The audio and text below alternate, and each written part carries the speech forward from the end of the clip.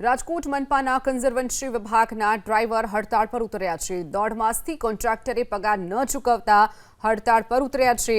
RK security contractor કંપનીના ડ્રાઈવરો હડતાળ પર ઉતર્યા છે।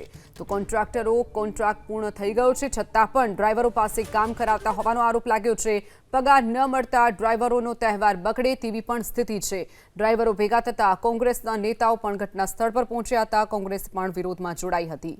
તો ડ્રાઈવરોએ વિરોધ નોંધાવ્યો છે। તો બીજી તરફ એવું પણ જાણવા મળ્યું છે કોન્ટ્રાક્ટરનો કોન્ટ્રાક્ટ પૂર્ણ થઈ ગયો હતો છતાં પણ ડ્રાઈવરો પાસે કામ કરાવાતું હતું।